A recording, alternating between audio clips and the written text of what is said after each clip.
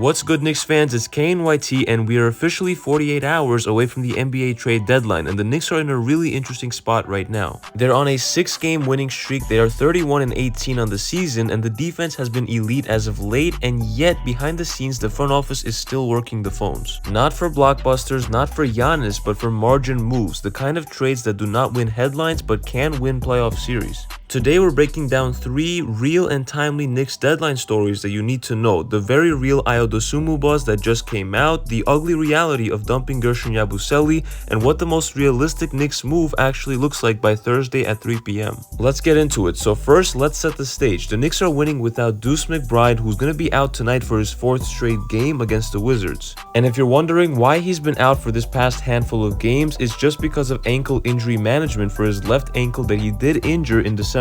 But despite his absence, the defense has been top tier, rotations are tight, and the urgency to force a deal just isn't there right now. This is important because when you're winning, you don't overpay, you don't panic, and you don't chase names. You just do your due diligence. And that's exactly what New York is doing right now. Let's start with the newest and most legitimate name tied to the Knicks, Ayo Dosunmu from the Chicago Bulls, and James Edwards in the Athletics official trade deadline guide recently specifically names Dosunmu as a Knicks fit. Stephen Bondy also calls him a quote name to watch, and multiple sources have confirmed that actual discussions and frameworks have been going on between New York and Chicago behind the scenes. Now let's talk about why. Dosunmu this season is averaging 15 points per game, 3.5 assists, career best 45% from 3, can handle, score, and defend at the point of attack. And from a basketball standpoint, he makes a ton of sense. He would ease Brunson's load even more, give the bench real shot creation, and fit the Knicks' defensive identity. But here's the problem, the price. Chicago is still reportedly not motivated to move him. He's a $7.5 million expiring deal,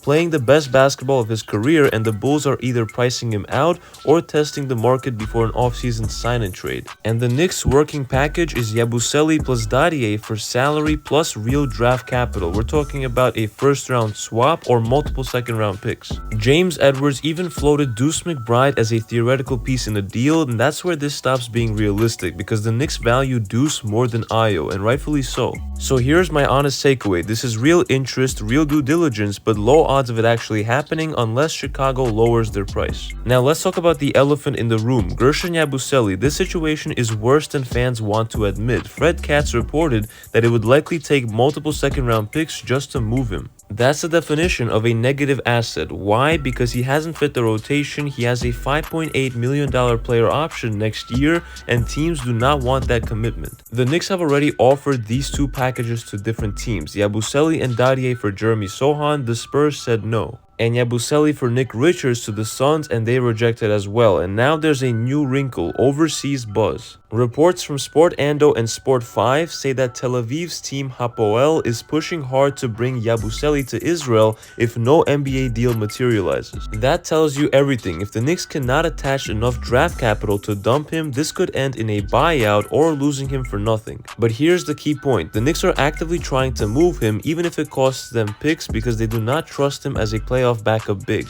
And that leads us to the most realistic outcome. Strip everything down, and this is the Knicks' real deadline plan. Dump Yabusele, attach seconds, possibly the Wizards' 2026 protected first-round pick that almost certainly converts to good second-rounders, and bring back a functional backup big for the playoffs. That's it. No stars, no fireworks, just solving a real rotation problem. Mitchell Robinson's health will always be managed. Hukporti is not apparently trusted in a playoff setting according to Fred Katz, and the Knicks want insurance. And names like Nick Richards, even Goga Bitadze from the Magic, and smaller depth bigs or wings, that's the lane. And honestly, that might be the smart play. So as we head into Washington tonight, here's where things stand. The Knicks are rolling, the defense is real, and the urgency is low. But the front office is working the margins, and that's exactly what contenders do. So let me ask you this. Would you attach picks just to dump Yabusele, even if it's 2 to 3 second-round picks? Or would you rather stand pat and ride the streak and not even trade Yabusele, keep him on the roster, and see if things work out later on? Another quick thing to note is that do not expect a Yabusele deal if it happens before Thursday. Apparently Fred Katz said that it's gonna likely happen right by the deadline on Thursday. So once again, drop your thoughts below, and if you enjoyed this breakdown, make sure to hit that like button and sub to the channel for more Knicks news and updates you will not want to miss. It's been KNYT here, and I'll see you guys in the next one.